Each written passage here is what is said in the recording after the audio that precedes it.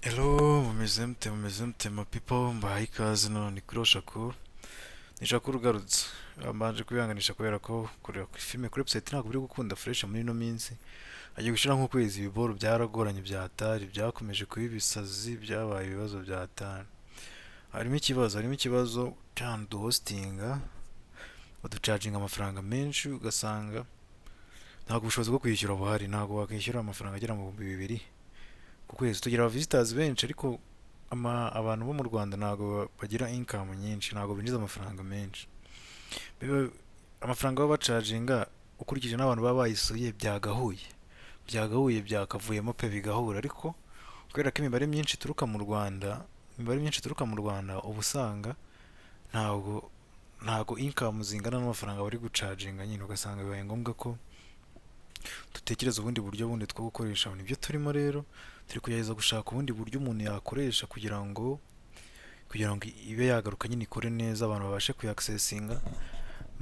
kuyakisesinga nk'uko byahoze mbere hari uburyo twakoreshaga mbere, haza kubamo ikibazo. Wenda ntabwo nabusobanura uburyo byagendaga, ariko habayemo impinduka. Rero kubona ahandi hantu dushobora gukorana ku buryo bworoshye niyo byagoranye, byabaye ibibazo. Nta yindi mpamvu ituma website ivaho ijyaho, buriya ivuyeho gato igiyeho haba ari uburyo dusubijeho. Ntabwo ivaho burundu ariko byaragoranye, nyine byaragoranye. Byaragoranye. Ubaye ufite n'ubumenyi wenda bw'ubufasha watanga ko ibyo bintu, ubaye ubizi ufite amakuru wanyandikira muri comment tukadiringa. Ariko umutipe ubikora arabizi cyane, ntabwo nawe arabizi kabisa. Ntabwo ari njye ubikora, ni umutipe ubyubaka, arabizi bya Atari. Sinavuga ko nawe wenda ari ikibazo cy'ubumenyi, arabizi ahubwo nicyo kibazo kibaho cy'ayo ma website dukoresha, aducaginga ibiceri byinshi bidahura n'aba visitors cyangwa na income ziba zavuyemo, bikaba ngombwa ko bibamo ikibazo. Rero muragumya mwihangane, abayikoresha cyangwa abakoresha izindi, namwe ubwo mwagumya mugahatana nabyo. Umunsi bizasubira ku murongo fresh muzabona byongeye byagiyeho. Turi guhangana nabyo ngo turebe ko twabihandoringa abantu bakongera bakareba filime. Hari amafilime menshi dufite y'ama HD inshyashya ziri kugenda zisohoka, ntitubasha kubona uburyo tuzishyiraho kubera ibyo bibazo, ariko nyine mu minsi iri imbere nta kintu cyananira abantu babitekerejeho ko babonye ko ari ikibazo, ntabwo byapfa kunanirana burundu. Ariko so far ubu ngubu biracyagoranye. Niba unayikoresha no kujya gucekinga nyine ko byakunze cyangwa ukareba nuko nkuko bimeze. Abantu bari kumbaza iriya filime ya Rocky yitwa ngo Most Dangerous Game B, yayo ntabwo iraboneka, ariho A gusa. Ariko kubera ko ibiri kudisplayinga ziriya line ebyiri za mbere zibanza ari nka filime z'ingenzi, zino nshyashya zino ziba zasohotse zo twazishyiraho, ariko kuvuga ngo dushyizeho ngo filime nyinshi zimwe hari filime tudisplayinga hejuru ku buryo ziba zigomba kugaragara, ziba ziri trend bya Atari. Ariko nka zino filime ziba ziza usanga nta kintu cya danger kirimo, ntabwo nzikorera prod kuko iyo zigiyeho zitwara umwanya n'ubundi wa za zindi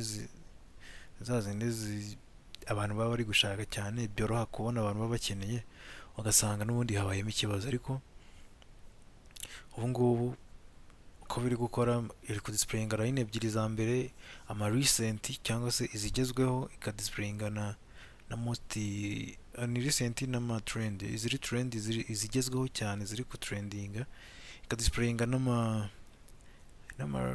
recent zo na uploadinze vuba. Rero inkuru nziza, nabaye monetize hano kuri YouTube. Ndabashimiye abantu bakoze subscribe, Imana ikomeze kubaha umugisha.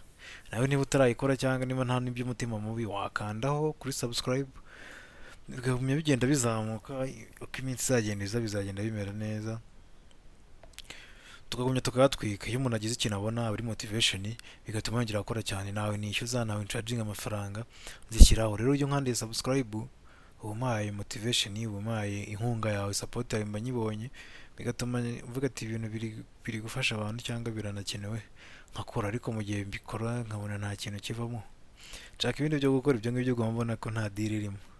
Rero ndagushimiye wowe wakoze subscribe.